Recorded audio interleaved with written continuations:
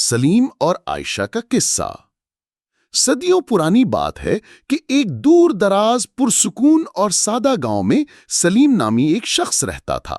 وہ اپنے پیشے سے زمیندار تھا۔ ہر روز صبح سویرے وہ کھیتوں کی طرف جاتا اور شام کو تھکا ہارا گھر واپس آتا۔ اس کی زندگی محنت، سادگی اور قناعت سے بھری ہوئی تھی۔ جو کچھ وہ کماتا اسے خود کھاتا اور جو بچتا اسے دوسروں کے کام آتا۔ گاؤں والے اسے ایک مہربان، ہمدرد اور مددگار انسان سمجھتے تھے، لیکن سلیم کی اصل آزمائش اس کے اپنے گھر میں چھپی ہوئی تھی۔ سلیم کی بیوی کا نام عائشہ تھا۔ باہر سے وہ خوش اخلاق، محبت کرنے والی اور وفادار دکھائی دیتی تھی۔ وہ روزانہ سلیم کے لیے مزے کے کھانے بناتی، مسکرا کر اسے رخصت کرتی اور نرمی سے الوداع کہتی۔ لیکن اس مسکراہٹ کے پیچھے ایک تلخ حقیقت چھپی تھی۔ عائشہ نہ سلیم سے سچی محبت کرتی تھی اور نہ اس کی عزت۔ اس کا دل ہمیشہ اس خیال میں گم رہتا کہ اگر وہ کسی امیر یا مشہور آدمی کی بیوی ہوتی تو اس کی زندگی کتنی مختلف ہوتی۔ سلیم کو اس بات کا بالکل یقین تھا کہ اس کی بیوی اس کی ہر بات پر سچ بولتی ہے اور اس کے اچھے سلوک کو سچ سمجھتا تھا۔ لیکن جب سلیم کھیتوں میں ہوتا، عائشہ اپنے شیطانی منصوبے بناتی رہتی کہ اس محبت بھرے گھر کو کیسے تباہ کیا جائے۔ اس کی خود غرضی اس حد تک پہنچ گئی کہ وہ اپنے رویے سے سلیم کو یہ محسوس کرواتی کہ وہ دنیا کی بہترین بیوی ہے، اور سلیم اسے دل سے یہی سمجھتا رہا۔ آہستہ آہستہ اس عورت کی خواہشات اور غلط خیالات اسے غلط راہ پر لے گئے۔ ایک گھر جو محبت اور وفاداری کا مرکز بن سکتا تھا، وہ خود اس سے جہنم بنانے پر اتر آئی۔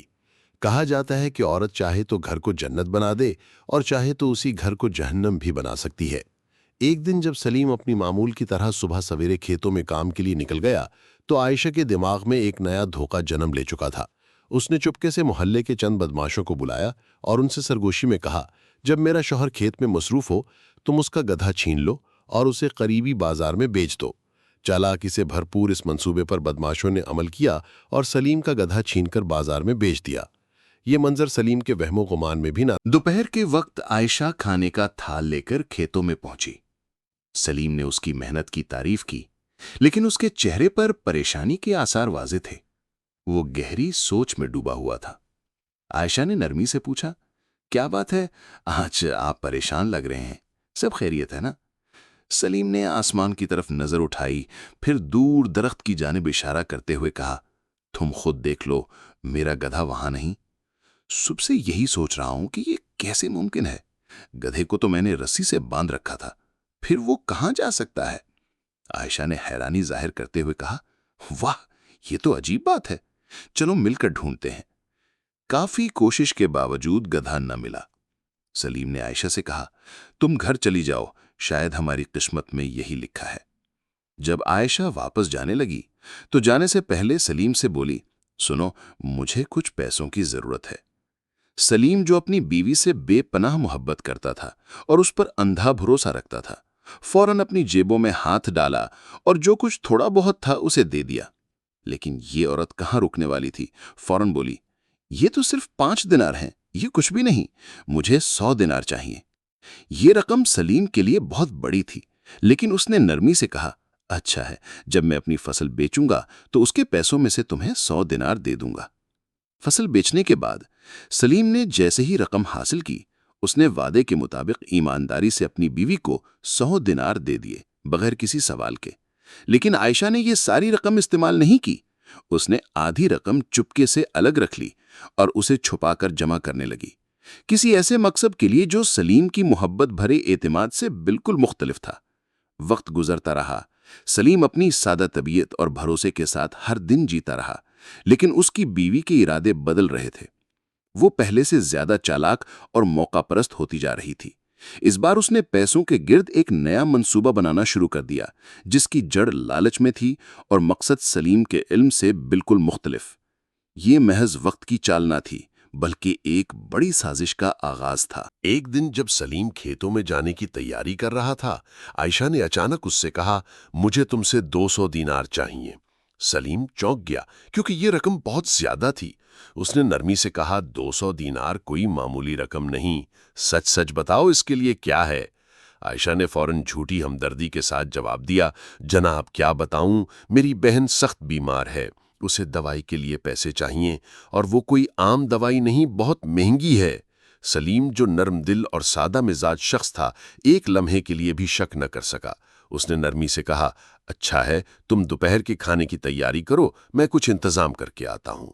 یہ سن کر عائشہ کے چہرے پر ایک جھوٹی مسکراہٹ پھیل گئی، جیسے اس کا منصوبہ ایک بار پھر کامیاب ہو گیا ہو۔ وہ خوشی سے بولی، اچھا ہے جناب، بتائیں کیا پکاؤں آپ کے لیے؟ سلیم نے نرمی سے کہا، جو چاہے پکاؤ۔ اسی طرح ایک اور دن بھی خاموشی سے گزر گیا۔ سلیم کو کیا پتا تھا کہ وہ عورت جو برسوں سے اسے اپنا ساتھی سمجھتا تھا، اسے آہستہ آہستہ دھوکے کی گہری کھائی کی طرف دھکیل رہی تھی۔ اسی دن دوپہر کے وقت جب عائشہ کھانے کا تھال لے کر کھیتوں کی طرف نکلے تو اس نے چپکے سے 3 بڑی مچھلیاں بھی ساتھ لے لیں اور راستے میں انہیں کہیں چھپا دیا۔ شاید یہ کسی اور ملاقات یا خفیہ منصوبے کا حصہ تھا۔ جب وہ کھانے کے برتن کے ساتھ کھیت میں پہنچیں تو سلیم کو کھانا پیش کیا، 2-4 باتیں کیں، دعائیں دیں اور بغیر زیادہ وقت ضائع کیے خاموشی سے واپس چلی گئی۔ لیکن واپسی سے پہلے اس نے اپنے ساتھ لائیں 3 مچھلیاں کھیت میں ایک مخصوص جگہ پر چھپا دیں اور جلدی میں انہیں اٹھانا بھول گئیں۔ سلیم جو ہمیشہ کی طرح کھانے کے بعد کام پر لگ گیا، بیوی کی معمولی تعریف اور دعاؤں سے مزید محنت سے کام کرنے لگا۔ کچھ دیر بعد جب وہ زمین کھود رہا تھا، اچانک مٹی سے ایک مچھلی باہر آ گئی۔ وہ چونکا، پھر ایک اور، پھر تیسری۔ وہ حیرت اور پریشانی میں چیخ اٹھا، عائشہ جلدی آؤ، زمین سے مچھلیاں نکل رہی ہیں۔ عائشہ جو بھی راستے میں تھی دوڑتی ہوئی آئی اور حیرت کا ڈرامہ کرتے ہوئے بولی، اوہ یہ تو کوئی معجزہ لگتا ہے جناب، سبحان اللہ، آپ کتنے مبارک ہیں، یہ مچھلیاں میں لے جاتی ہوں، رات کے کھانے کے لیے پکاؤں گی۔ ویسے وہ 200 دینار یاد ہیں جو میں نے صبح مانگے تھے؟ سلیم جو اپنی بیوی کی باتوں پر آنکھیں بند کر کے یقین کرتا تھا، فوراً راضی ہو گیا۔ اس نے بڑی مشکل سے اپنی جمع پونجی اور آدھی زمین بیچ کر 200 دینار اکٹھے کیے اور بیوی کو دے دیے۔ عائشہ پیسے لے کر مسکراتی ہوئی گھر کی طرف چلی گئی اور سلیم دوبارہ کام میں لگ گیا۔ لیکن شام کو جب سلیم تھکا ہارا گھر پہنچا تو گھر کا منظر بالکل بدل چکا تھا۔ سناٹا چھایا ہوا تھا اور ماحول بوجھل تھا۔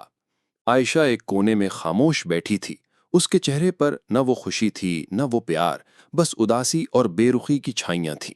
سلیم نے آواز دی، عائشہ کیا بات ہے، تم ٹھیک تو ہو؟ عائشہ نے سرد لہجے میں جواب دیا، کچھ خاص نہیں، بس طبیعت خراب لگ رہی ہے۔ وہاں مچھلی رکھی ہے، کھا لو، مجھے سونا ہے۔ سلیم نے سوچا شاید وہ اپنی بہن کی بیماری کی وجہ سے پریشان ہے۔ اس نے چپکے سے کھانا کھایا اور سو گیا۔ اگلی صبح جب سلیم جاگا تو بیوی نے ناشتہ بھی نہ بنایا۔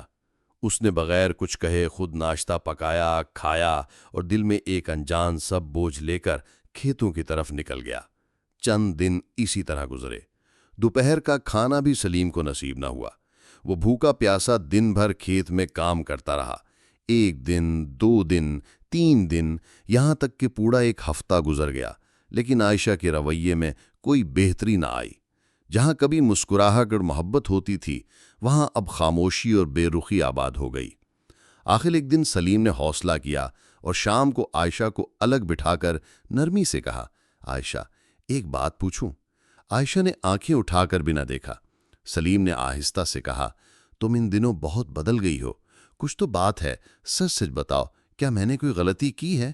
عائشہ نے گہری سانس لی اور وہ منافقت جو برسوں سے اس کے چہرے پر خوش اخلاقی کا نقاب ڈالے رکھتی تھی اب کھل کر سامنے آ گئی۔ غصے بھرے لہجے میں بولی، اگر واقعی میری خوشی چاہتے ہو تو مجھے طلاق دے دو۔ سلیم پر جیسے آسمان گر پڑا۔ وہ دنگ رہ گیا، جیسے زمین اس کے قدموں تلے سے نکل گئی۔ وہ مشکل سے بولا، تم کیا کہہ رہی ہو؟ تم ہوش میں تو ہو؟ عائشہ نے منہ پھیر لیا، جیسے سلیم کے جذبات کی کوئی اہمیت نہ ہو۔ اگلے دنوں میں یہی الفاظ روز دہرائے جانے لگے، مجھے طلاق چاہیے، مجھے تم سے آزادی چاہیے۔ یہ سن کر سلیم کا دل چھلنی ہو گیا۔ عائشہ نے اب کھلے عام تانے دینا شروع کر دیے، میری خوبصورتی تم جیسی غریب کسان کے لیے نہیں تھی، اگر میری شادی کسی امیر آدمی سے ہوتی تو زندگی کچھ اور ہوتی، کبھی میں سونے کے زیور مانگتی، کبھی نئے کپڑوں کی۔ سلیم خاموشی سے سب کچھ سنتا تو وہ مزید زہر اگلتی۔ سلیم سب برداشت کرتا رہا، اس کا دل ہر روز خون کے آنسو روتا، لیکن اس نے شکایت کا ایک لفظ بھی نہ کہا۔ اسے صرف ایک امید تھی کہ شاید وقت بدل جائے، شاید عائشہ کو ہوش آ جائے۔ لیکن ایک دن جب عائشہ نے پھر بے رحمی سے زہر آلود الفاظ بولے اور طلاق کی ضد دہرائی تو سلیم پھر بھی مضبوط پہاڑ بنا رہا، نہ گلہ کیا نہ فریاد۔ لیکن جب اس نے اپنی بیوی کے بدلتے رویے، زہر آلود باتوں اور مسلسل طلاق کے مطالبے کو دیکھا تو دل کا درد غصے میں بدلنے لگا۔ ایک لمحے کے لیے اس کے ذہن میں آیا کہ شاید اگر 2-4 تھپڑ مار دے تو وہ ہوش میں آ جائے گا۔ لیکن جیسے ہی اس نے عائشہ پر ہاتھ اٹھایا وہ چیخ چیخ کر بولنے لگی، بچاؤ، میرا شوہر مجھے مار رہا ہے، یہ پاگل ہو چکا ہے۔ پڑوسی آواز سن کر دوڑے۔ سلیم نے وضاحت دی، میں نے کچھ نہیں کیا، یہ خود سب کچھ برباد کر رہی ہے۔ لیکن عائشہ کے درد بھرے ڈرامے، آنسوؤں اور فریاد نے سب کا دل جیت لیا۔ لوگ سلیم کو طرح طرح کی باتیں کہنے لگے، کیا کوئی مرد ایسا کرتا ہے؟ شرم کرو، یہ تمہاری بیوی ہے، نوکر نہیں۔ سلیم، جو برسوں سے عزت دار، نیک دل اور محنتی کسان مانا جاتا تھا، ایک پل میں مجرم بنا دیا گیا۔ یہ سب اس کے لیے قیامت سے کم نہ تھا۔ وہ چپکے سے ایک کونے میں بیٹھ گیا اور تنہائی میں آنسو بہاتا رہا، خود سے کہتا، میں نے اس کے لیے سب کچھ قربان کر دیا اور یہ بدلے میں مجھے ذلت دے رہی ہے۔ اسے یقین ہو گیا کہ اب یہ اس کی شریک حیات نہیں بلکہ کسی اور کے ساتھ ذہنی تعلق قائم کر چکی ہے۔ آخرکار معاملہ قاضی کے دربار تک پہنچ گیا۔ قاضی صاحب نے دونوں کو عدالت میں بلایا۔ پہلے سلیم کو بولنے کا موقع دیا گیا۔ اس نے دھیمی آواز میں سر جھکائے ساری کہانی سنائی، نہ شکوہ کیا نہ الزام لگایا، بس دکھ اور سچائی بتا دی۔ پھر عائشہ کی باری آئی۔ اس نے چہرے پر بنائی ہوئی آنسوؤں، لہجے میں مصنوعی تھر تھر اور لبوں پر ہمدردی بھرے الفاظ لیے کہا، قاضی صاحب، اللہ کے لیے مجھے اس آدمی سے بچائیں، یہ مجھے جان سے مارنے کی دھمکیاں دیتا ہے، 2 بار چاقو اٹھایا، میری جان خطرے میں ہے۔ قاضی کچھ لمحے خاموش رہا، سوچ میں پڑ گیا، کیا واقعی یہ نیک کسان اتنا ظالم ہو سکتا ہے؟ سلیم نے قاضی کی طرف دیکھا، ایک ٹھنڈی سانس لی اور کہا، قاضی صاحب، یہ عورت میری بیوی ہے، میں اللہ کی قسم کھا کر کہتا ہوں کہ میں نے اس سے محبت کی، اس کی عزت کی، لیکن یہ بدلے میں میری عزت پامال کرنا چاہتی ہے۔ اگر یہ واقعی علیحدگی چاہتی ہے تو میں طلاق دینے کے لیے تیار ہوں، لیکن ایک شرط ہے۔ میں نے اسے کئی بار بڑی رقوم دیں، پہلے 100 دینار، پھر 200 دینار۔ میں غریب کسان ہوں، اگر یہ رقم واپس کر دے تو میں فوراً طلاق دے دوں گا تاکہ میں بھی اپنے مستقبل کی کوئی راہ پنا سکوں۔ عائشہ نے قاضی کی طرف دیکھتے ہی چیخ کر کہا، قاضی صاحب دیکھیں، یہی تو میں کہہ رہی ہوں، یہ آدمی بالکل پاگل ہو چکا ہے۔ اتنی رقم ایک معمولی کسان کے پاس کہاں سے آ سکتی ہے؟ اگر واقعی اس نے مجھے اتنی دینار دی ہوتی تو آج طلاق کی نوبت ہی نہ آتی۔ قاضی نے نرمی سے کسان کی طرف دیکھا اور کہا، اچھا بتاؤ سلیم، تم نے وہ 100 دینار کب دیے تھے؟ سلیم نے معصومیت سے اپنی بیوی کی طرف دیکھا، جیسے کچھ یاد دلانا چاہتا ہو، اور فوراً کہا، تمہیں یاد ہے وہ دن جب میرا گدھا غائب ہو گیا تھا؟ اسی دن میں نے تمہیں رقم دی تھی۔ عائشہ ہنستے ہوئے بولی، قاضی صاحب سنا آپ نے، گدھا غائب ہو گیا؟ کبھی ایسا دیکھا ہے؟ یہ آدمی واقعی پاگل ہو گیا ہے۔ قاضی کے چہرے پر سنجیدگی چھا گئی، وہ کچھ لمحے سوچ میں پڑ گیا۔ عائشہ نے بات کا رخ موڑتے ہوئے کہا، چلو فرض کر لیں کہ اس نے 100 دینار دیے بھی، تو بتائیں دوسری بار کب دیے؟ سلیم نے دھیمی آواز میں جواب دیا، جب کھیت میں مچھلیاں نکل آئی تھیں اس دن دی تھیں۔ عائشہ فوراً بولی، قاضی صاحب آپ خود اندازہ لگائیں، کھیت میں مچھلیاں؟ کیا یہ آدمی ہوش میں ہے؟ کیا آپ کھیت مچھلیاں بھی پیدا کرنے لگے ہیں؟ قاضی نے دونوں کی باتیں سننے کے بعد کہا، میں تم دونوں کو 2 دن کا وقت دیتا ہوں۔ 2 دن بعد تمہیں دوبارہ بلاؤں گا اور فیصلہ سناؤں گا جو حق پر ہوگا۔ جھوٹے کو اللہ کے ہاں بھی پناہ نہیں۔ سلیم نے خاموشی سے آنکھوں میں آنسو لیے، قاضی کی عدالت میں ہاتھ جوڑے، پھر خود ہی طلاق کے الفاظ ادا کیے اور بوجھل قدموں سے اپنے اجڑے گھر کی طرف لوٹ گیا۔ وہیں عائشہ نے چہرے پر ایک جھوٹی چمک سجا لی۔ چند مہینوں کے اندر وہ ایک بدماش، آوارہ اور خود غرض جوان سے شادی کر بیٹھی، وہی شخص جس سے اس کے خفیہ تعلقات تھے۔ سلیم چپکے سے سب کچھ دیکھتا رہا، دل ہی دل میں کہتا، جسے میں اپنے دروازے کے قریب بیٹھنے نہ دیتا تھا، آج وہی اس کے ساتھ زندگی گزار رہا ہے۔ سلیم کا دل ٹوٹ گیا، لیکن وہ خاموش رہا، کیونکہ کبھی کبھار خاموشی ہی بہترین گواہی ہوتی ہے۔ لیکن شادی کے چند ہی دن بعد عائشہ کا دل اس بدماش جوان سے اچھا نہ لگا۔ پھر کیا تھا، جھگڑے شروع ہو گئے۔ کسان جو ایک محنتی لیکن سادہ انسان تھا، عائشہ کی بدلی طبیعت نہ سمجھ سکا۔ عائشہ بار بار یہی سوچتی رہتی کہ میں نے ایک شریف شوہر کو چھوڑ کر एक बेरहम आदमी को तरजीह दी जो ना कमाई के काबिल है ना इज्जत का। वो रकम जो आयशा ने किसान के घर से ली थी उनकी ऐश का जरिया बनी, लेकिन वो ज़्यादा देर ना चली। जल्द ही वो जवान उससे पैसे मांगने लगा।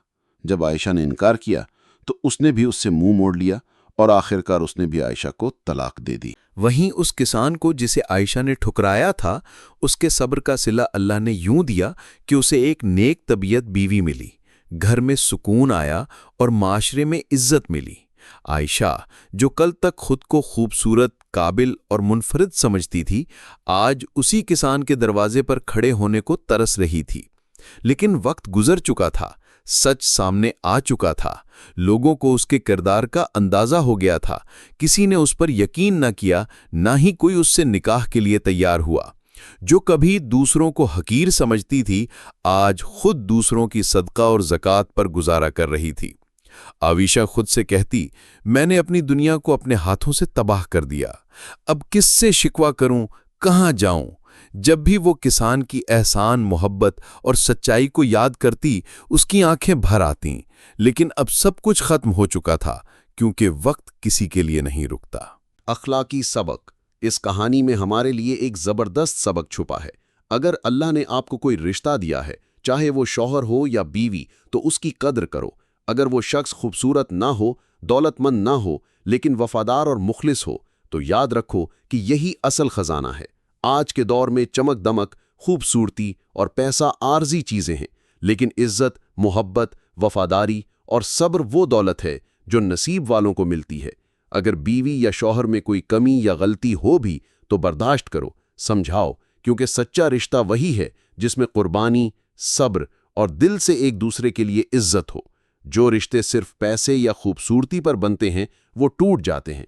आज वो औरत जो किसान को हकीर समझती थी, दूसरों के दरवाज़ों पर मोहताज बन गई, जबकि वो किसान जिसने सब्र किया, इज्जत की ज़िंदगी पाई, नेक बीवी मिली और अल्लाह ने उसे सुकून अता किया।